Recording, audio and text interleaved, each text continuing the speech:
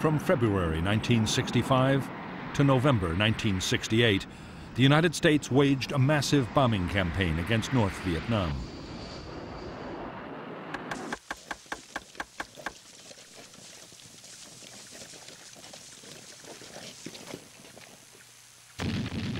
Operation Rolling Thunder sent American warplanes against heavily defended targets. It was a destructive and costly battle as both sides used ever more sophisticated weapons and tactics.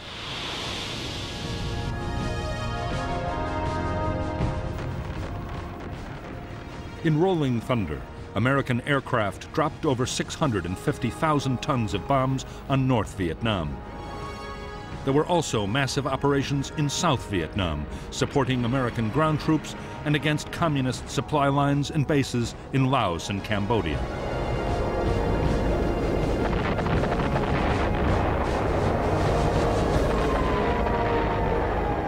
The air war in Southeast Asia was more than a contest between the United States and North Vietnam. From the start, America's Cold War enemies, China and the Soviet Union, were backing the North with weapons, advisors, and support personnel.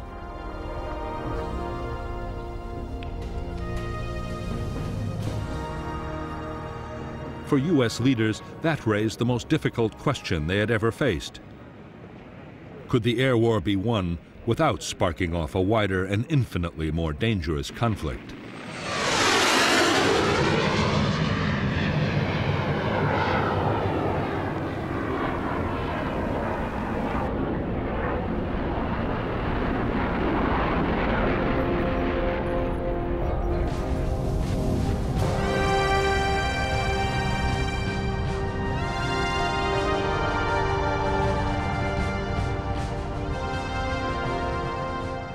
The United States Air Force began its war in Southeast Asia more than 3 years before American combat troops set foot in Vietnam.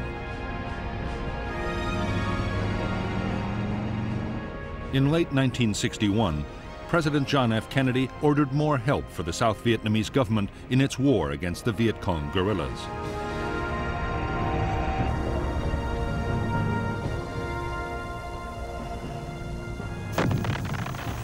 U.S. backing included new equipment and more than 3,000 military advisors and support personnel.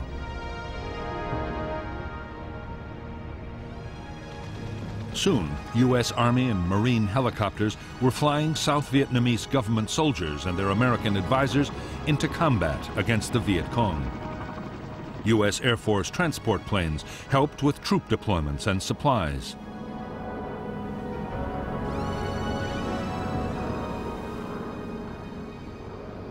Meanwhile, reconnaissance aircraft searched for guerrilla units, and interceptors defended South Vietnamese airspace against North Vietnamese or even possibly Soviet or Chinese intruders. Amongst the first U.S. Air Force units sent to Vietnam was a small detachment of helicopters disguised in South Vietnamese markings. Under special rules of engagement, codenamed Farmgate, the aircraft were flown by U.S. personnel, but had to have a South Vietnamese Air Force officer on board. Unofficially, they were flying combat missions against the NLF.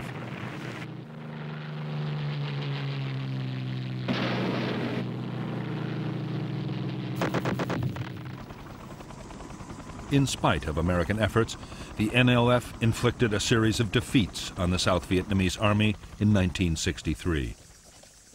Guerrilla numbers were rising, and they were better armed and led than ever.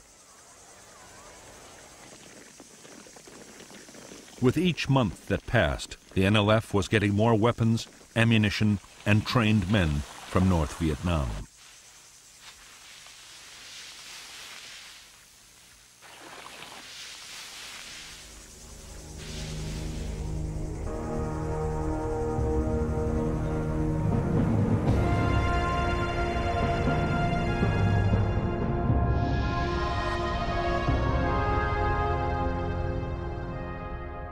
The main supply route from North Vietnam, the Ho Chi Minh Trail, ran inside Laos and Cambodia to the NLF's base areas in the south.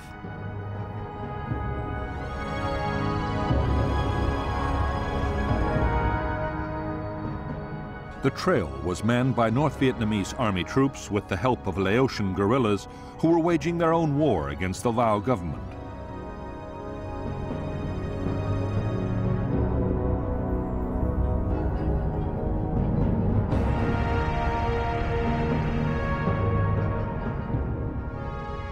The NLF guerrillas were concentrated in the Mekong Delta, around Saigon, and in the central and northern parts of Vietnam.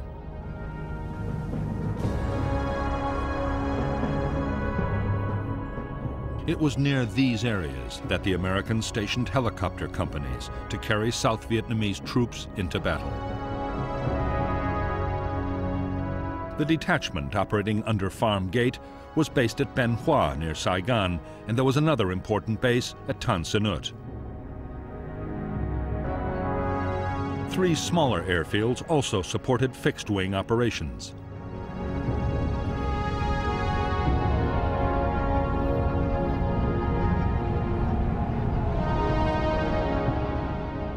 By the end of 1963, Farm Gate pilots, soon known as Air Commandos, were flying more than 80 missions a week.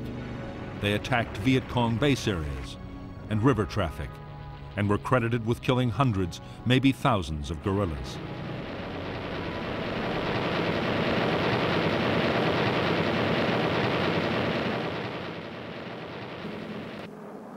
Operation Ranch Hand flights, spraying a deadly herbicide to destroy jungle cover, were also flown under Farm Gate rules.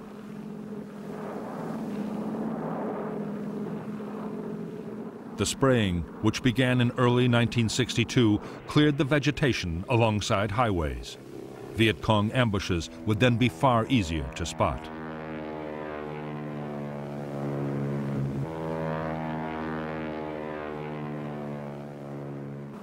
Ranch Hand's mission was soon extended beyond preventing ambushes. Vast tracts of forest were sprayed with Agent Orange, a herbicide containing the deadly chemical dioxin.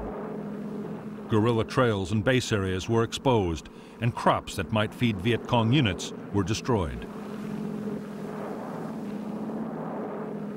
By the summer of 1971, Operation Ranch Hand had sprayed 11 million gallons of Agent Orange, containing 240 pounds of dioxin, and destroyed 6 million acres of South Vietnam. 1/7 of the country's total area was laid waste. Herbicides containing dioxin were banned for use in the U.S. by the Department of Agriculture in 1968. In Vietnam, the spraying continued until 1971.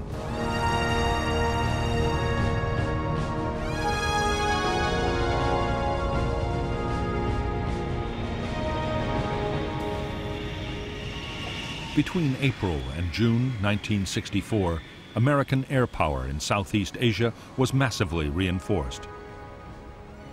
2 aircraft carriers arrived off the Vietnamese coast. The move was prompted by an NVA offensive in Laos.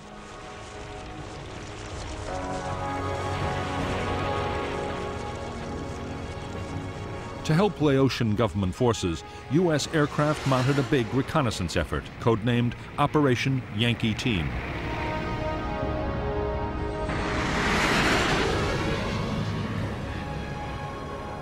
Soon after Yankee Team began, 2 Navy planes were lost to anti-aircraft fire over Laos.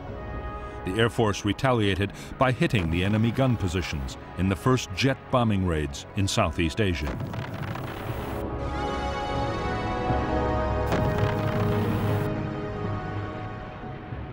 As well as photographing the activities of the Laotian guerrillas, American aircraft over Laos were monitoring the Ho Chi Minh Trail. It was clear that North Vietnam was sending more men and supplies to the southern guerrillas than ever before.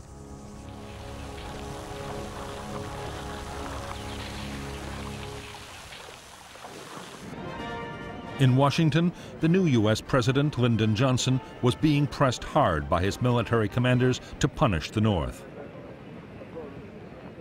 So far, Johnson had refused to sanction official direct attacks on North Vietnam.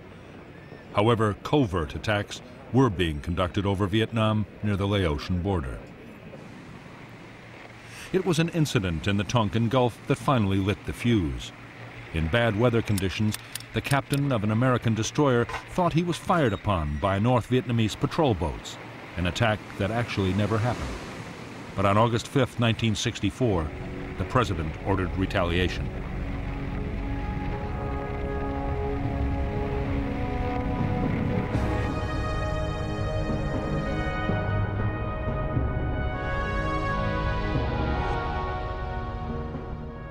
Operation Pierce Arrow was launched by the carriers Ticonderoga and Constellation. Aircraft from Constellation bombed North Vietnamese naval facilities at Hong Gai and Loc Chau, with the loss of 2 American aircraft. Fuel storage tanks and a patrol boat base at Vinh and another base at Quang Cay were attacked by aircraft from Ticonderoga. Later, a follow-up strike completed the devastation at Vinh.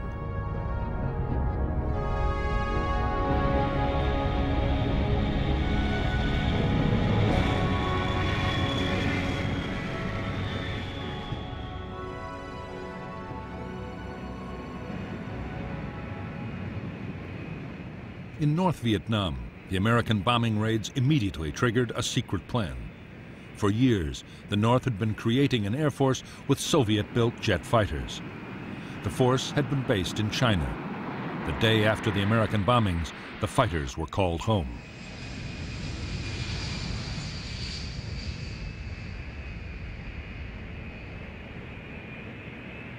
Even as the North Vietnamese fighters began to patrol out of their new base, the Americans rushed their own reinforcements to the region.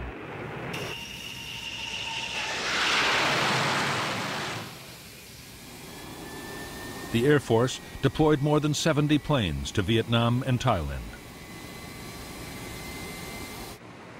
The Navy sent 2 more carriers steaming towards the Gulf of Tonkin.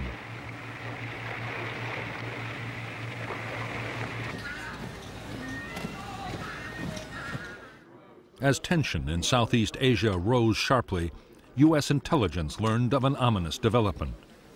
In October 1964, China, Vietnam's neighbor and ally, successfully tested an atomic bomb.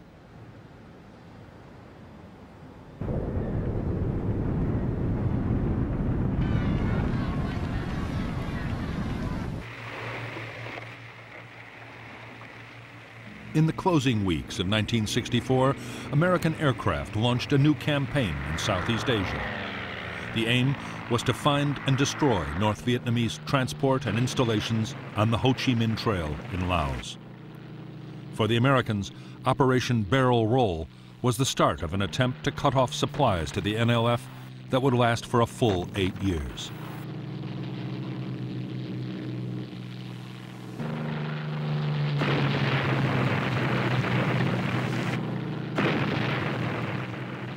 By February 8, 1965, NLF guerrillas in South Vietnam had launched a series of attacks on U.S. installations and personnel. The United States was determined to hold North Vietnam responsible.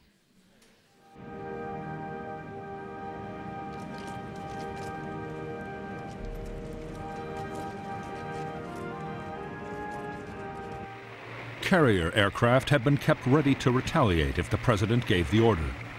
On February 7, 1965, they were unleashed against North Vietnamese targets.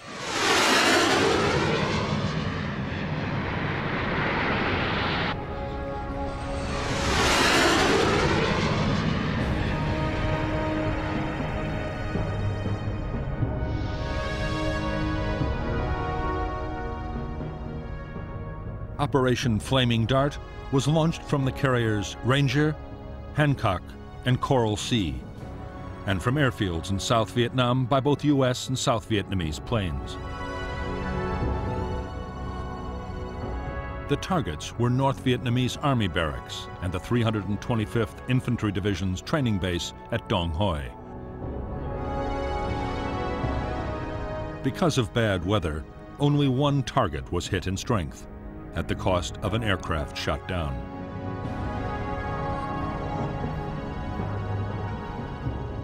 In the next 5 days, more retaliation raids again hit Army barracks. 3 American aircraft were lost.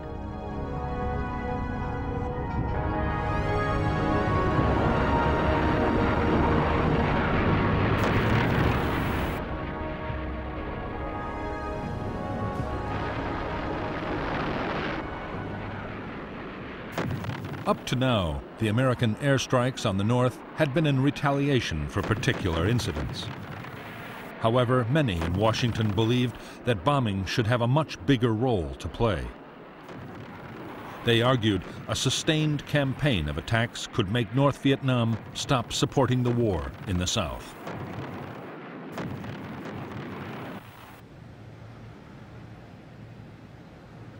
Military planners had long ago been given permission to prepare a major bombing offensive. It was codenamed Operation Rolling Thunder. On February 13, 1965, the White House gave the go-ahead. 2 weeks later, on March 2nd, after a series of delays, the Americans launched the first raid of the new campaign. The initial plan was to launch 2 or 3 strikes every week. But by March 19th, with Rolling Thunder 7, the airstrikes became a sustained and regular effort.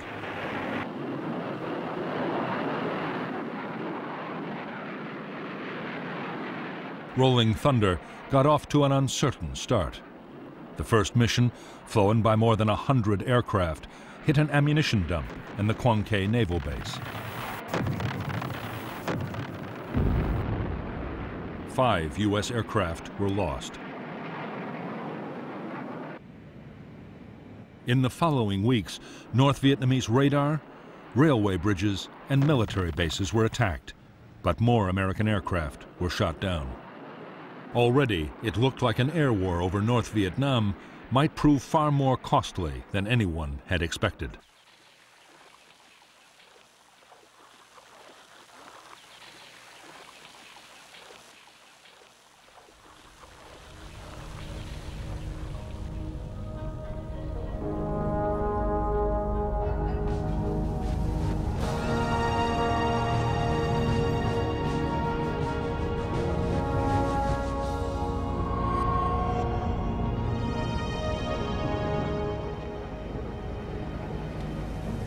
The American President Lyndon Johnson doubted that bombing North Vietnam would be enough to save the South. By now, he was resigned to using American troops to fight the guerrillas. The first combat units had already landed. Johnson's biggest worry, shared by his Defense Secretary Robert McNamara, was that bombing North Vietnam might spark off a much bigger war.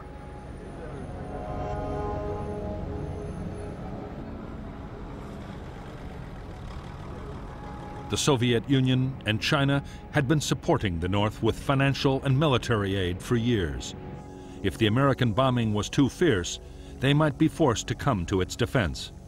After that, anything could happen.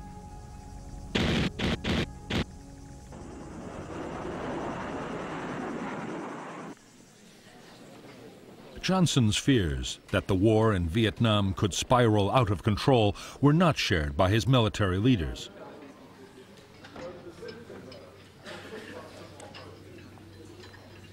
The Joint Chiefs of Staff did not believe that the Chinese or the Soviets would intervene no matter how hard the U.S. hit the North. What they wanted was a quick and devastating campaign.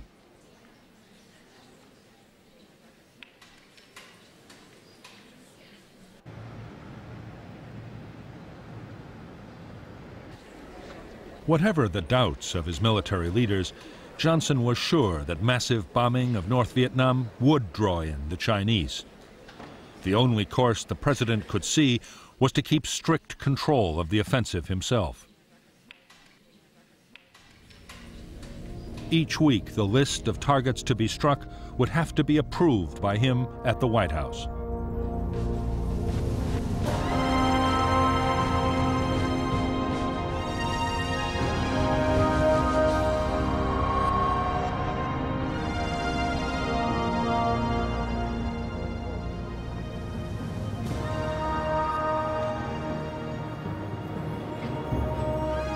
The first American bombing raids had come as a severe shock to the leaders of North Vietnam. Neither the President Ho Chi Minh nor his government had expected the Americans to go so far. But there was no question of giving in.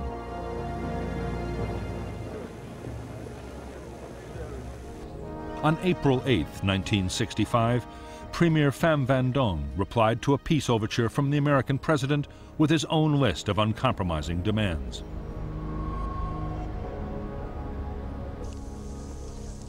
For 10 years, Ho Chi Minh's aim had been to reunite the two halves of Vietnam under communist rule.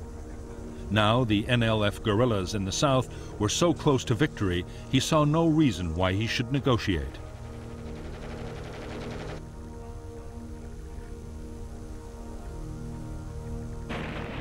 The problem was, if the North were bombed into oblivion or invaded by American and South Vietnamese forces, all would be lost.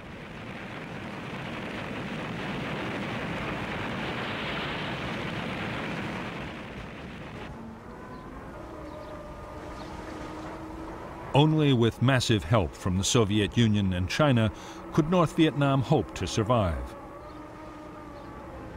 The two superpowers had already given nearly $1 billion worth of aid over 10 years, but Ho was appealing urgently for more. Ho meant to play on the bitter rivalry between the two powers to get all the help he could.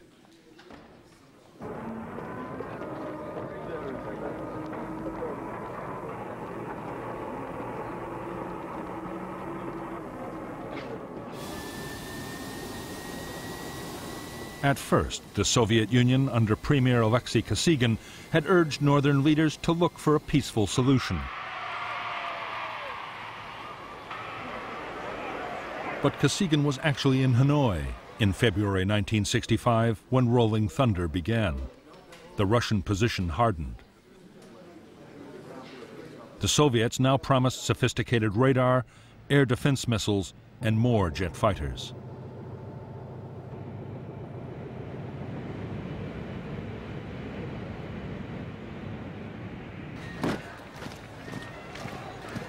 China, under its leader Mao Zedong, went much further than the Soviet Union. Mao promised to send combat infantry if the country were invaded.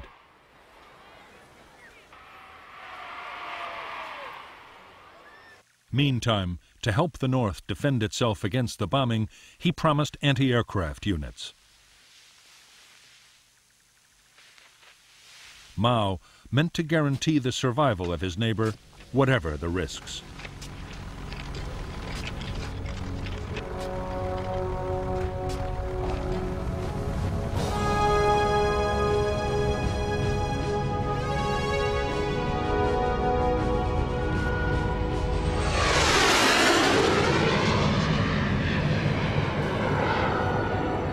From the start, the American bombing offensive against North Vietnam was meant to meet a whole range of different objectives. The military chiefs, including Admiral Sharp, the commander of U.S. Pacific Forces, wanted to wreck the North's capacity to make war.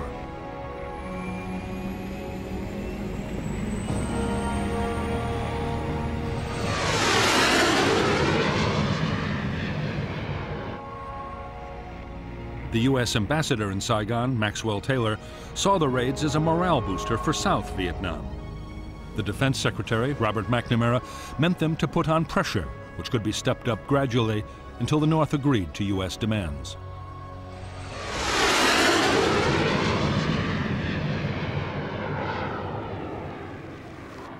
The first targets of the Rolling Thunder campaign had been chosen mainly for their political and psychological impact. However, to justify the mounting toll of lost pilots and aircraft, McNamara now wanted more concrete results. He argued that the campaign against North Vietnam should be much more closely linked to the war in the South.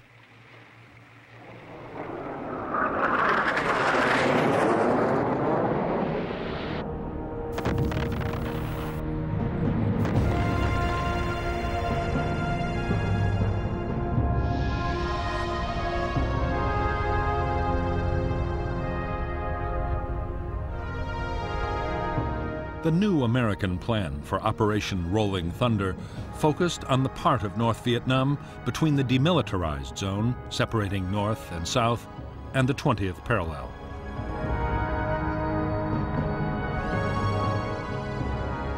Inside this area, railway lines, bridges, and a vital rail yard at Vinh were all used to send supplies and reinforcements to guerrilla units in the south. These lines of communication were to be cut in a 3-week campaign which would steadily move north. Armed reconnaissance would then destroy the transport trapped by the broken bridges and rail lines.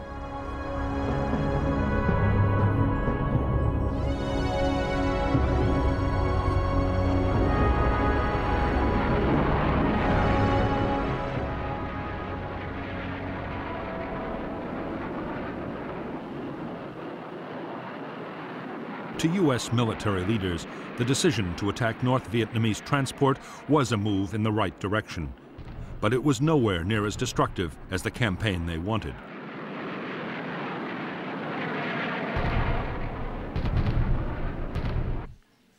The Joint Chiefs still argued for an all-out offensive to destroy North Vietnam's military centers, air defenses, power stations, and ports.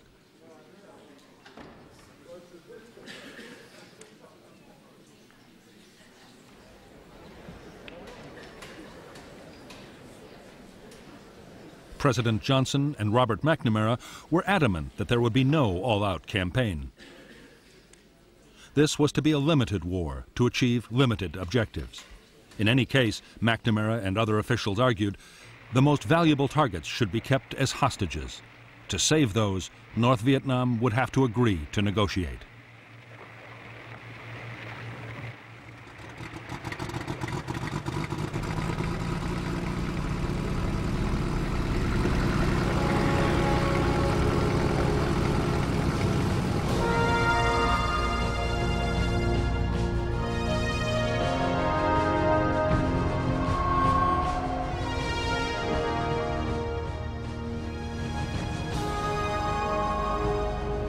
When the Rolling Thunder campaign had begun, North Vietnam's leaders had feared that in a very short time their country could be bombed into rubble.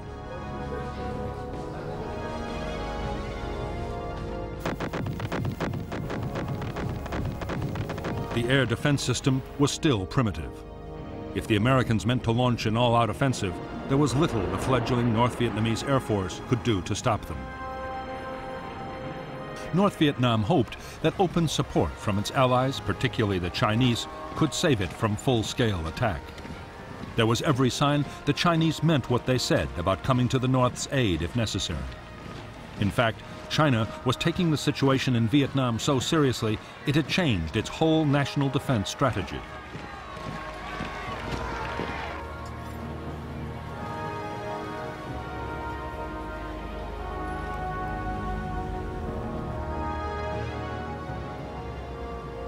Mao Zedong had long recognized that by helping North Vietnam, he was risking a direct clash with the United States. He was determined to prepare. Mao ordered a massive defense program to ensure China could withstand even a nuclear attack by the United States. He called it the Third Front, and by March 1965, it was already well underway.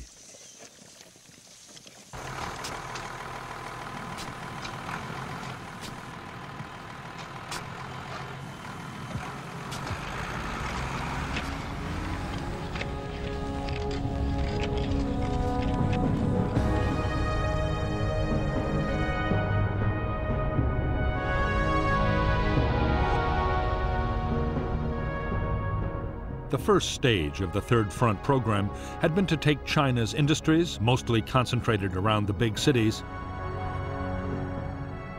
and split them in two.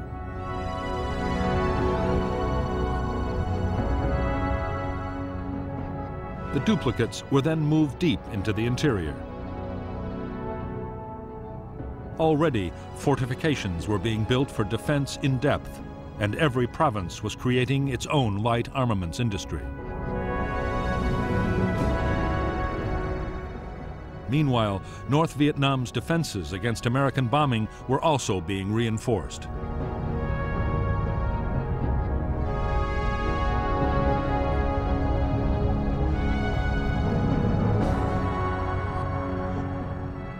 China had already moved 4 full air divisions and an anti-aircraft division to its border with Vietnam.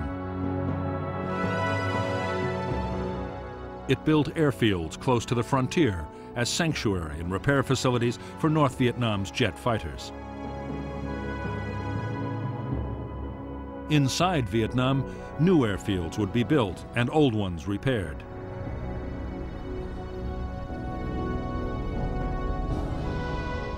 Chinese logistic teams were already constructing or upgrading 12 roads north of Hanoi.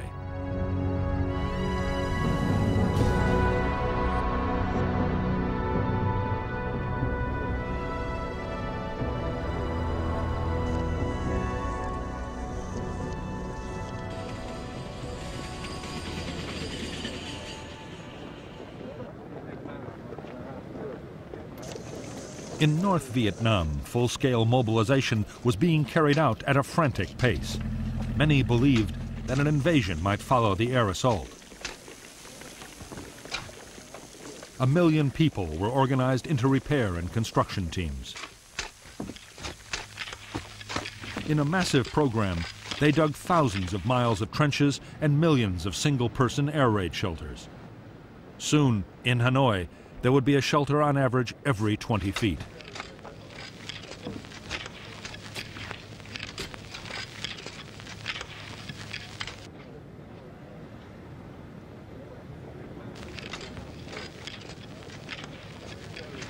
To the leaders of the North, building defenses and acquiring advanced weaponry was only one part of the strategy. There was also the political battle.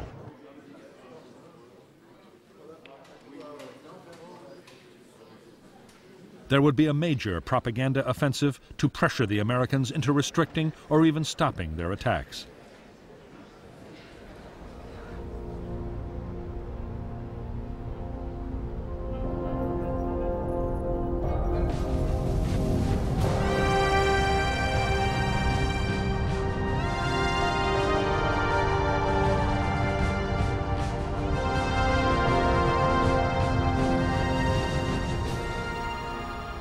For more than 20 years, American military planning had given the highest priority to strategic bombers.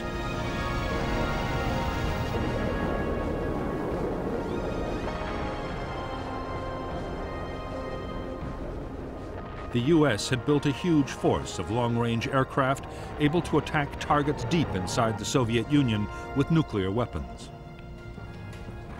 As the conflict with North Vietnam had intensified, Strategic Air Command had modified its giant B-52s to carry conventional bombs.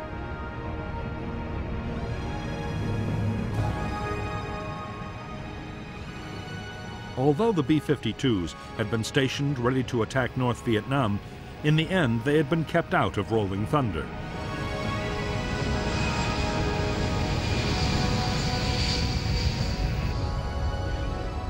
The White House believed that the massive high-altitude bombers were just too destructive. They could be seen as a massive escalation of the war.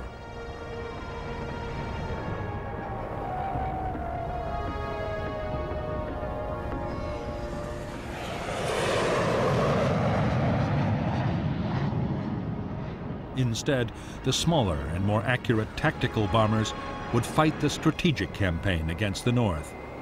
They would also carry out their normal role by supporting ground operations in South Vietnam.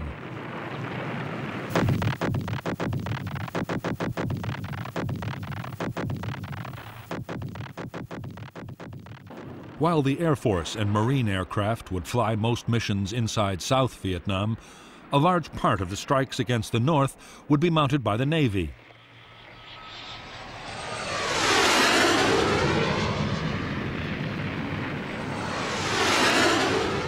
The U.S. Navy had 16 strike carriers and deployed more aircraft than all the world's other navies combined.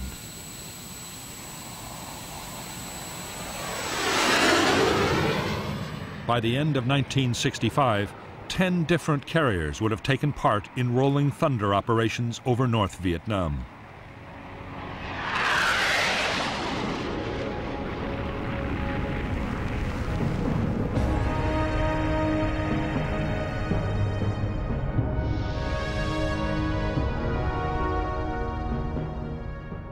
U.S. naval air power off Vietnam was under the command of Task Force 77.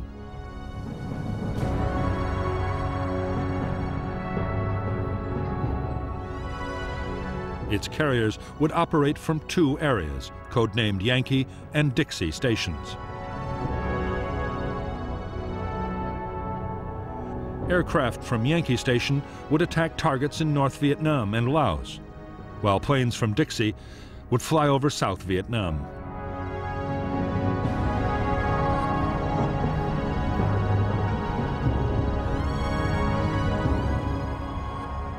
American Air Force units were controlled by the 2nd Air Division. In 1965, the division operated from 2 main airfields in Vietnam and 5 in Thailand. The 1st Marine Air Wing would deploy fighter aircraft at another 2 airfields in northern South Vietnam, while B-52 wings of Strategic Air Command operated from Guam in the Pacific and later from Thailand, with refueling tankers from Okinawa.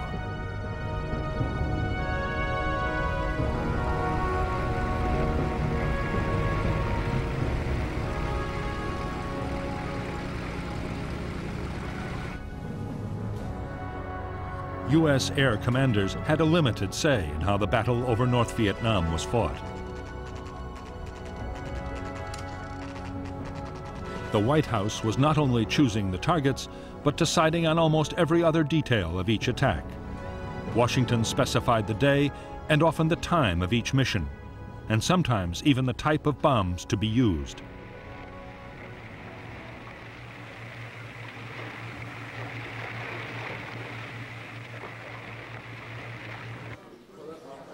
From the approved list, American pilots were given a target and 1 or 2 alternatives. Only those targets could be attacked.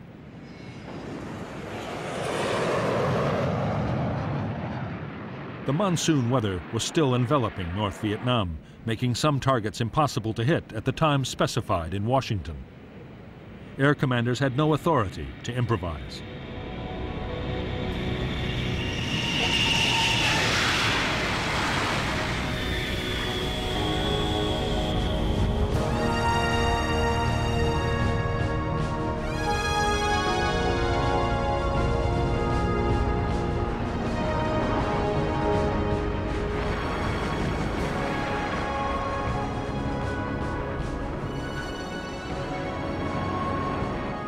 The main burden of the U.S. Air Force's war against North Vietnam would fall on a single aircraft type. The F-105 Thunder Chief was originally designed as a supersonic long-range nuclear bomber. The single-seater could carry up to 5 tons of bombs, more than a World War II B-17 Flying Fortress.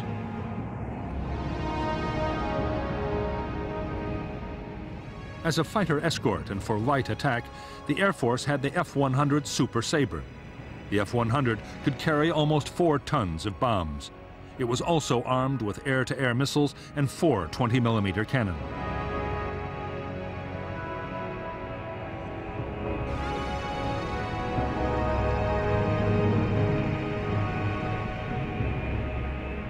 For bombing missions, the U.S. Navy still relied heavily on the propeller-driven Sky Raider. Although the aircraft had been in service more than 20 years and was very slow, it could carry a heavy load of bombs and rockets. It also had astonishing endurance and was able to stay over a target area for hours at a time.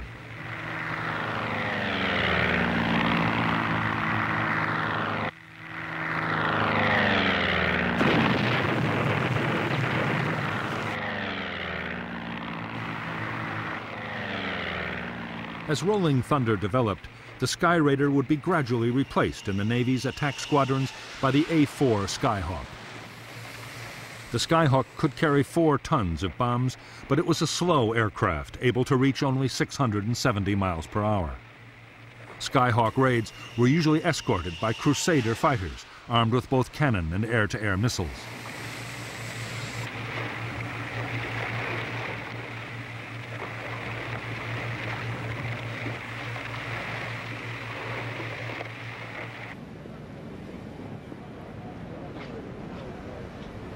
By April 1965, the Americans' most versatile aircraft was already deployed in Southeast Asia by Air Force, Navy, and Marine units. The F-4 Phantom was a big aircraft and was able to fly at more than twice the speed of sound, 1,400 miles per hour. It could also carry a bomb load of up to 8 tons.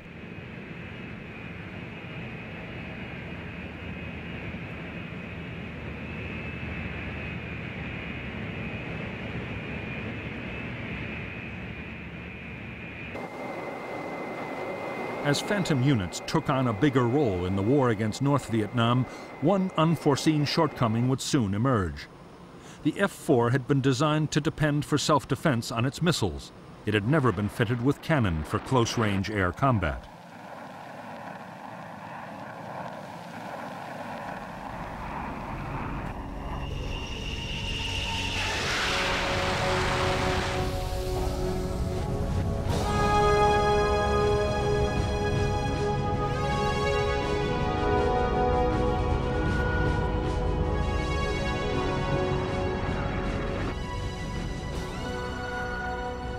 Every aircraft deployed by an Air Force fighter wing or a U.S. Navy carrier depended on more than 30 men to keep it flying.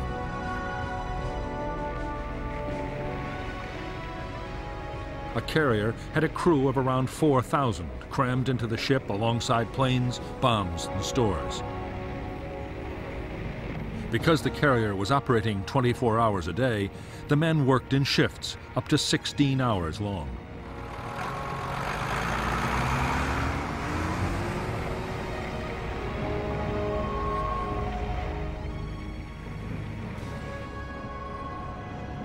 In Thailand and South Vietnam, conditions for Air Force personnel were easier.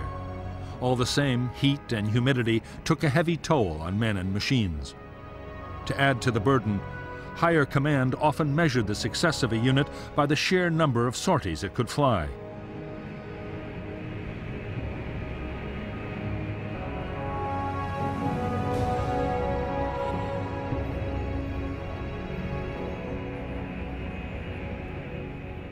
Whether Navy or Air Force, morale was high amongst the air crew who were going into combat over North Vietnam. Aircraft and pilots had been lost, and the enemy's air defenses were still being developed.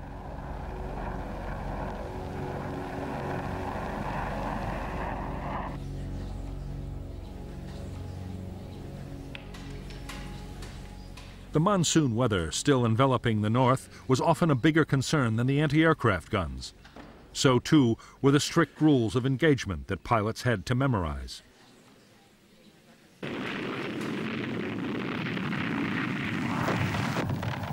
Washington had ordered that only confirmed military targets could be hit, and then never in civilian areas.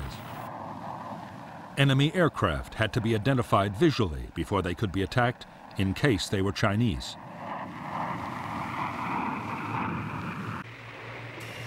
And there was a host of other restrictions. Such rules had never been part of the training of U.S. pilots. But crew were left in no doubt that infringements would lead to serious disciplinary action.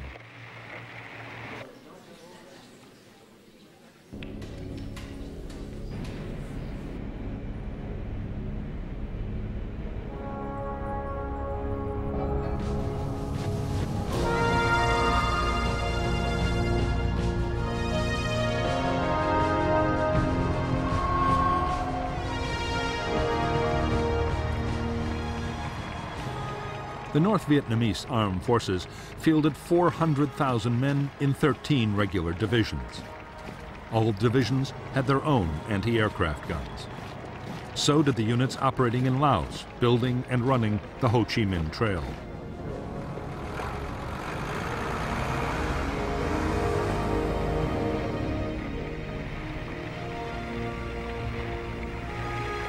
The Navy played a role in air defense too.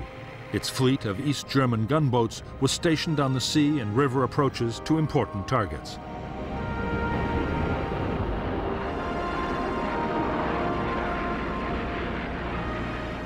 From its beginnings, the North Vietnamese Air Force was part of the army. As well as its planes and a small number of helicopters, the Air Force controlled the Anti-Aircraft Command, a specialized anti-aircraft artillery formation.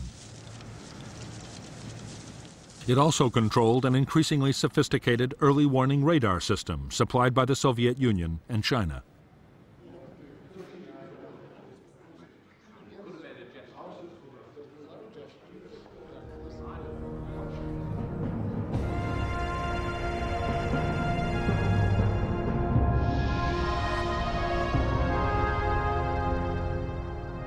North Vietnam's only fighter wing, the 921st, was based at Noi Bai Airfield, 40 kilometers from Hanoi.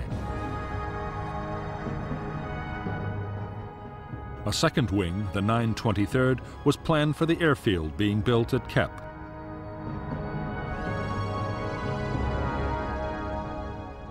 There was also a training wing and a wing of Ilyushin bombers at Cat Bai and Phuoc Yen.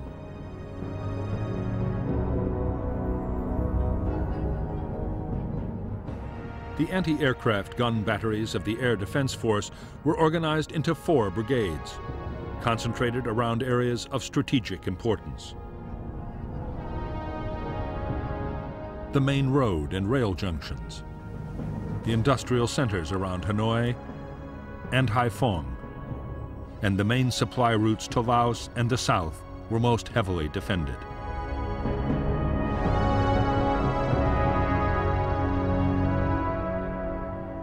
Anti-aircraft units were also deployed along the irrigation system of the Red River Valley.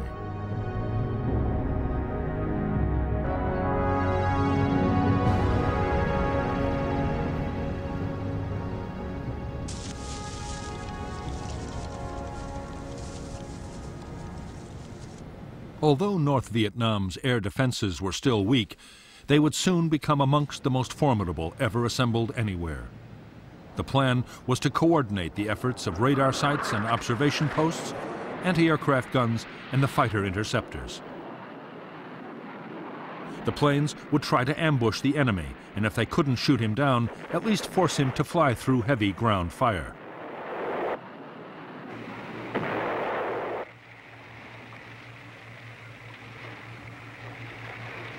In the early days of the air battle, close cooperation between radar, guns, and fighters would not be easy to achieve. There were too many different anti-aircraft commands.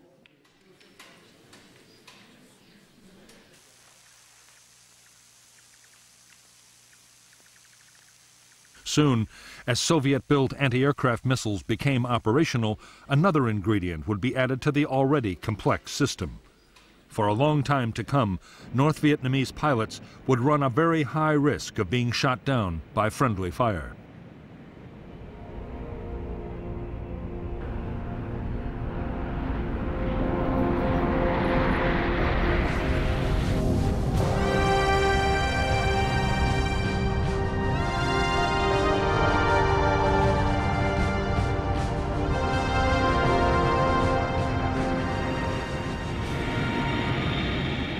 The mainstay of the North Vietnamese Air Force was the MiG-17 jet fighter. It was an aging design, a top speed of only 710 miles an hour, and was later replaced by the more advanced MiG-21. Yet the MiG-17 was still a formidable interceptor.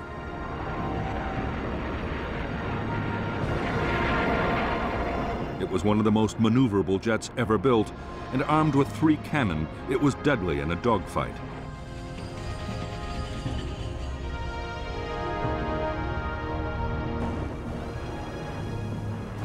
By now, the Air Defense Force had a large number of Soviet and Chinese anti-aircraft guns.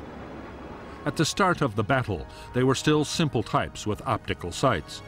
The 23 and the 37mm twins could fire 100 rounds a minute from each barrel, but could only reach targets up to 10,000 feet.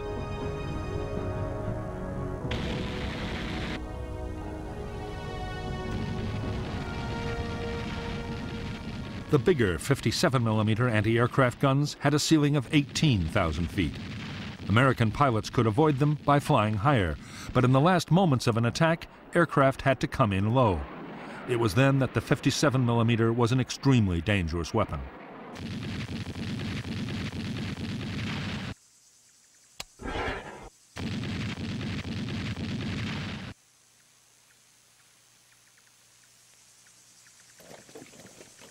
The North Vietnamese regional militia now had 500,000 members and was equipped with large numbers of light machine guns.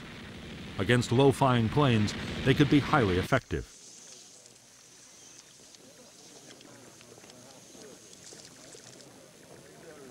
Militia were even taught to use their rifles against enemy raiders, as even a chance hit by a single bullet could bring down $1 million aircraft in flames.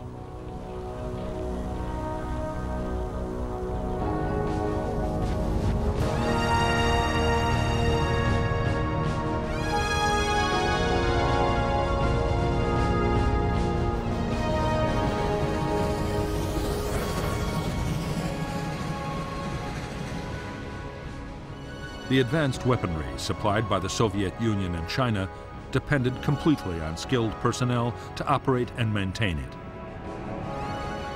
North Vietnam was an agricultural country with little industry. 200 North Vietnamese Air Force technicians had been trained in China, but it was barely enough.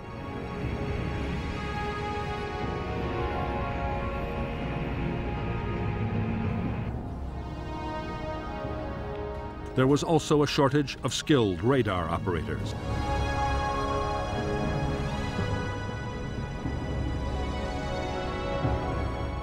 From the start of the American attacks, the pilots of the 921st Fighter Wing had been keen to get into combat.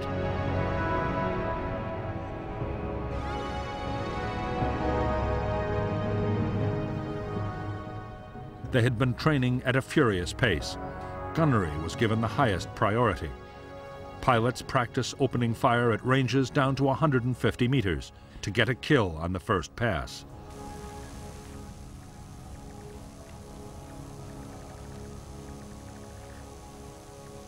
All the time, the emphasis was on close-in engagements to make the most of the MiG-17's agility. At the same time, the Air Force was training the next batch of pilots as fast as it possibly could.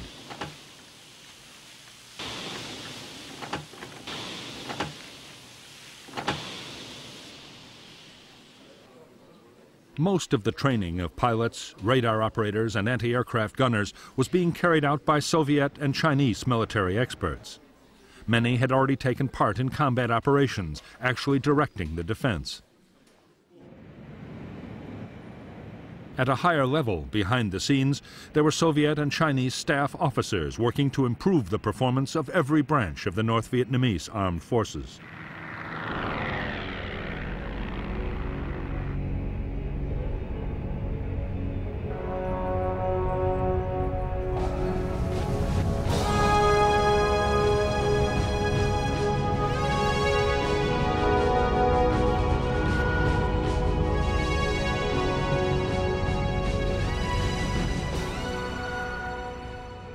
For the Americans, the first stage in stepping up the campaign against North Vietnam was to weaken its defenses. In the last week of March 1965, U.S. attack planes from the carriers Hancock and Coral Sea hit key North Vietnamese radar sites.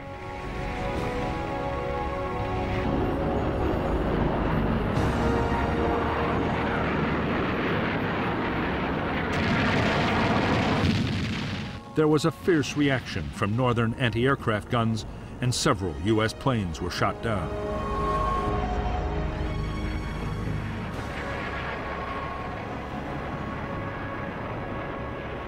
As the Rolling Thunder campaign built up, the attacks did boost the confidence of the South Vietnamese government. Government forces were doing better on the battlefield, too. Even so, in Washington, the mood was bleak. On March 29, 1965, NLF guerrillas launched a daring bomb attack on the American embassy in Saigon. 2 Americans and 20 South Vietnamese were killed.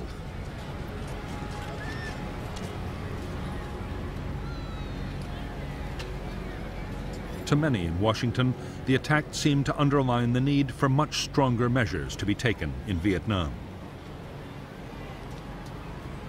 By now, President Johnson himself was pushing for vigorous action. He gave permission for the Marines already in Vietnam to be used in combat operations. Few doubted that more troop deployments would follow.